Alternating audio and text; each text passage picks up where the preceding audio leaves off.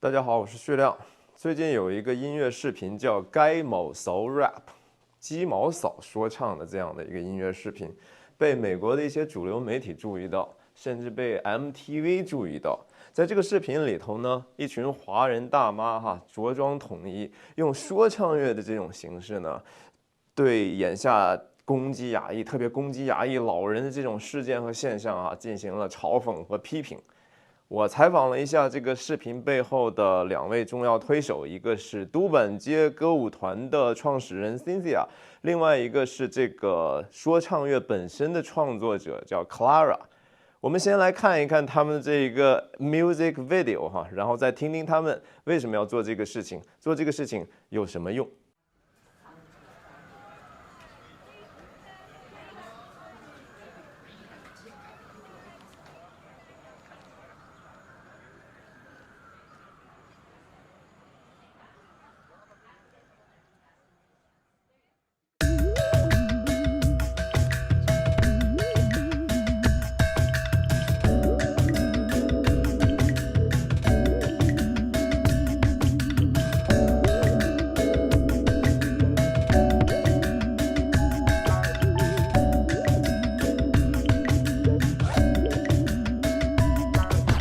後生仔你咁囂張，跟住我條雞毛掃，你唔好喺度扭計仔，跟住我條雞毛掃，打，跟住我條雞毛掃，你蝦我，我蝦返你，跟住我條雞毛掃。We grow up with this Gai Mou Sou. It comes down hard and makes your bottom pink, but your brain opens up and you start to think what's right, what's wrong, and what really stinks.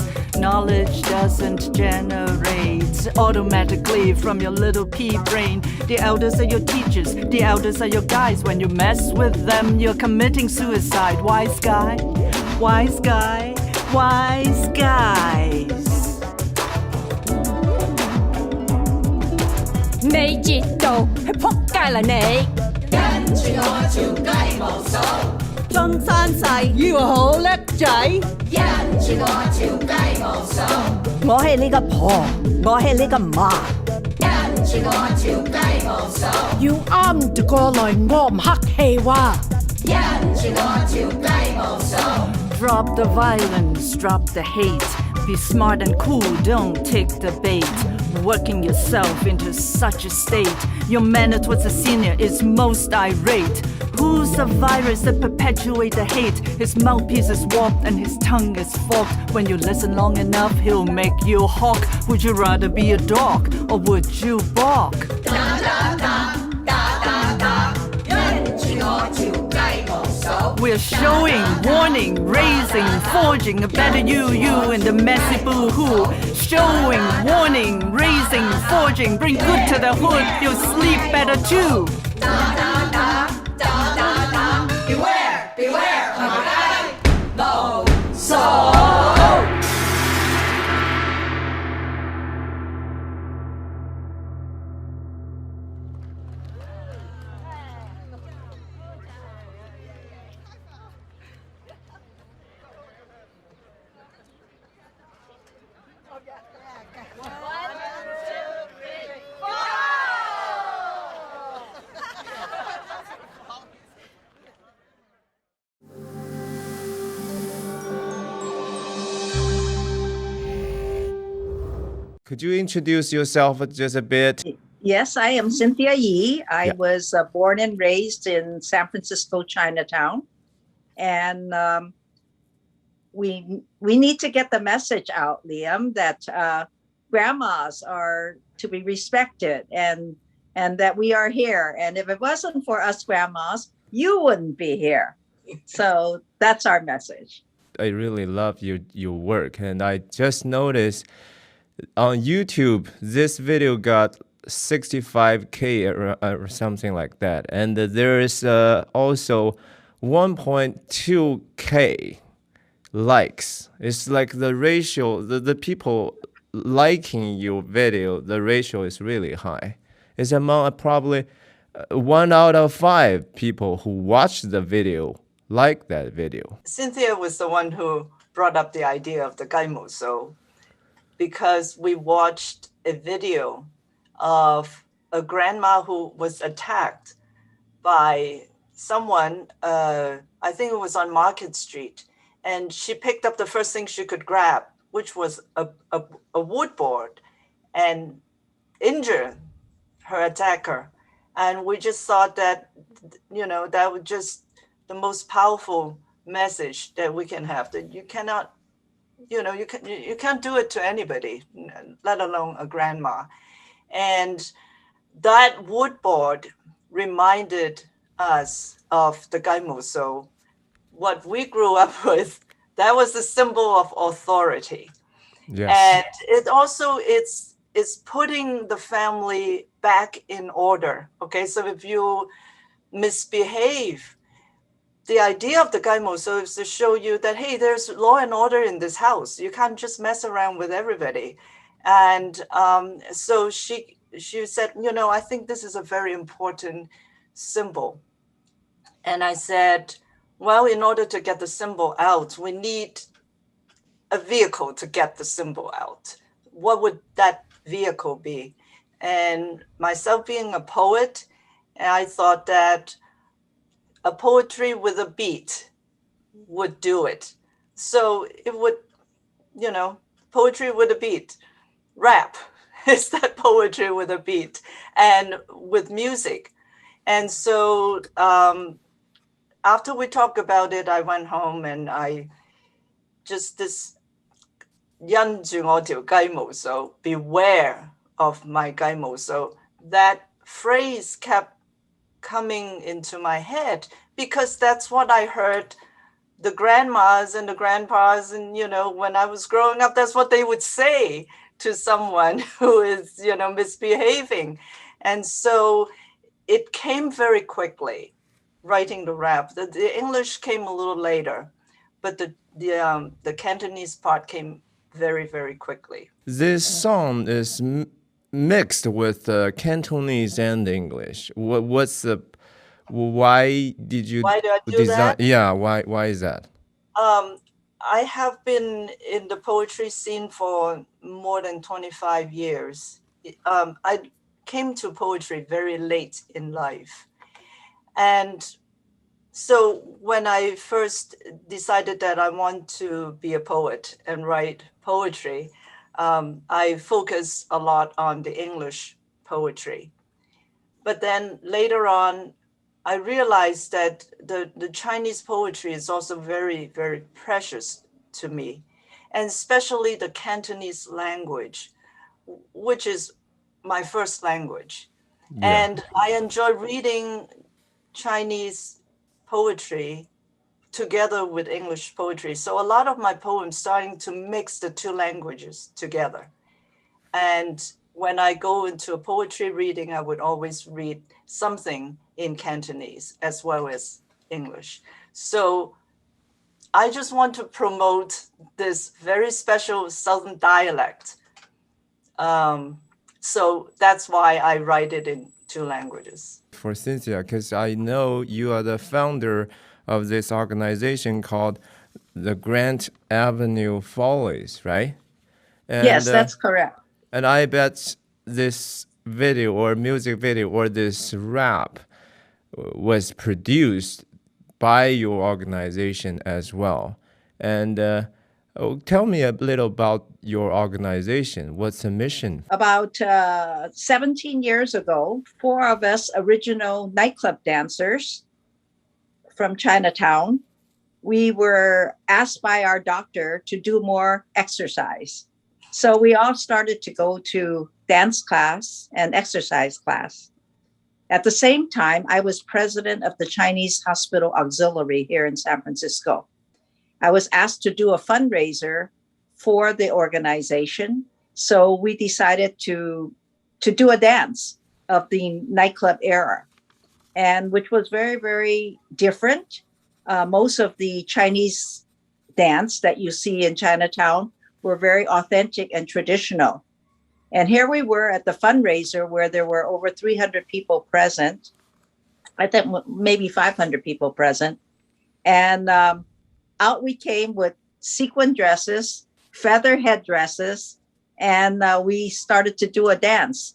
And immediately the audience quieted down. You know, sometimes you go to a banquet, everyone's chit-chatting and everything. But the minute we walked out the dressing room door, everyone just stopped. Yeah, because they are attracted by you, the attention, you grab their attention. Yes, and it was so different. And they just loved it. And of course, we had a standing ovation. And after that, we were asked by other organizations, such as Self-Help for the Elderly and Unlock, to do fundraisers for them. And so that's how we started, and we are now 17 years strong. What do you guys think of this message of this rap? Because I can tell, maybe I share a little about my impression. It's like it shows a kind of attitude of optimism, right? It's like we actually can confront you, right? And it's a kind of boldness and a bravery. And it's not that like it has a humor nose to it. And it's not simply just victimize Asian elders, right? It's like, oh, it seems we are so injured. It seems more emphasized on what I just said. What do you think? It actually has a very positive message to the people who, to the aggressor, because it says, please think about what you're doing. And if you hurt the elders, you are actually hurting yourself, because the elders are the ones who carried their experience. You can learn so much from the elders. It doesn't matter if they are Asians or black or, yellow or whatever colors they are. Any old people, if they have lived for so long, they have something to teach you. So that's the last person you want to victimize. Messed up with. Yeah, you don't want to mess with them because you want to learn from them. There's so much information from each one of us that you don't want to do something like that. So I look at it as a positive message to get to people. And, it's humorous because you see grandma dancing, it's humorous. I don't their know. faces are showing that kind of enthusiastic face, right? Yeah, well, one of our dancers, she said, I didn't think I would like it, but then once the music started, I started dancing. Who did that music arrangement? And I noticed there are some Chinese traditional percussion instruments, and in the beginning, I even heard some like ghost spirited, what's that? Haunted sound. Once I wrote the rap, I had to use some music so that I could know that all the words that I've written would fall into the beat. So I just went on YouTube and I searched for rap music. I found a track, I put it together, and it sounded fine. Then I went to an audio engineer, and he said, I don't think the beat really suits what you're saying, so I can create a beat for you. So that's what he did. He created a basic beat based on the timing that I wanted. And then he said, well, let's add some Chinese instruments in it. So he suggested different types of instruments. I didn't like it. I said, we don't really need Chinese instruments because we're all Chinese anyway. Right? So the music itself doesn't have to reflect that. But in the end, what he added was very, very good. He pulled in a Cuban musician. Cuban, yeah. His name is Oma Sosa. Oma just happened to visit him and staying at his house. And Oma was the one who layered it with this ghost sound that you heard in the very beginning. And then they added a little bit of gong and a little bit of the guzhang. Guzhang, yeah, I see. But it's very, very subtle. It just everything just floats really well. Oma is a world famous jazz pianist. I see. And we're just really lucky to have very good people working for us.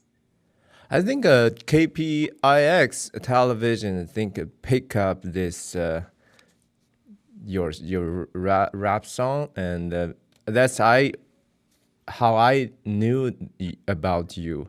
And I think in the interview, maybe Cynthia or Clara, I forgot who, mentioned that MTV contact you guys to is a prospect lead. How does it go? One of the rappers, one of the grandmas, her son works in Los Angeles, and he was working on the segment of MTV, and he showed the producer our rap, and the producer liked it very much, the creative director, and so that's how we got on MTV. It was just by luck. So it's got on. What do you mean by it got on MTV? I think they when they were shooting images of different things, part of MTV, that's when we were included in the presentation. Right. How about the location? Is that San Francisco, Chinatown, and what's that called? Portsmouth Square? Portsmouth Square. Portsmouth Square. That's where all the Chinese congregate every day. The elderly, many seniors, they play their card games there, and they actually socialize. So that is Chinatown's own backyard, and that's where you bring your children and grandchildren to play. I remember myself as a child, that's where my mom would meet her friends, and that's when I would get to play on the slide and whatnot. I was a dancer in the nightclubs in the 1960s, and I was able to work with a lot of nightclub performers. And in fact, I now have a Showgirl Magic Museum at the Clarion Performing Arts Center. And I have an extensive collection of costumes and photographs and different memorabilia from the nightclub era, starting from 1938 all the way to 1970.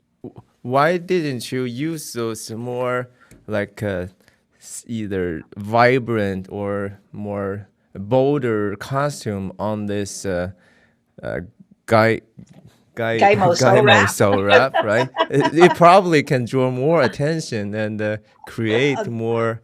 Maybe we'll save that for our next rap.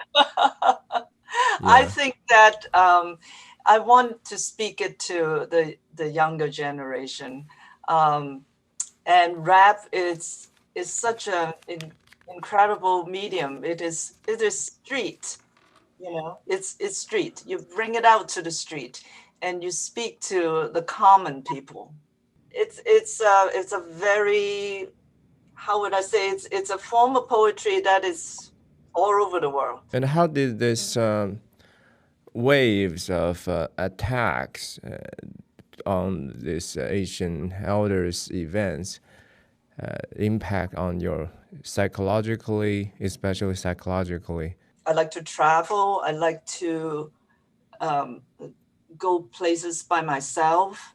And so I used to go home really late at night, 11 o'clock, and I have climbed a very steep hill by myself and get to my own home. I don't do that anymore. I get home before sundown. And so it has a real impact on my own personal freedom. And I'm adventurous, but I'm not stupid. Or naive. I don't want to increase that chances of being attacked, which is a shame, because it really, make me I have to think about it when I take public transportation. I still do.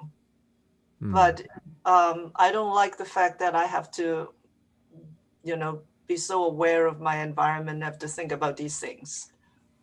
Yeah, how about you, Cynthia? Yes, I actually work late in Chinatown. I have a walking tour, a ghost tour that I've started about 25 years ago. And we used to end the tour almost 9:30, 10 o'clock at night. But now I actually start my tour early evening, like 5 o'clock. And I finish about 6:30 or 7 o'clock. And in the olden days, we actually go out and have a snack and eat. And, I wouldn't get home before 11 o'clock at night. So now it's very, very different. As soon as I finish my tour, I leave, I come home. So it's a big difference. Also, we used to have open mic at the Clarion, and we wouldn't get through until 10 or 11 o'clock at night. But now we have to have open mic at 2 o'clock in the afternoon.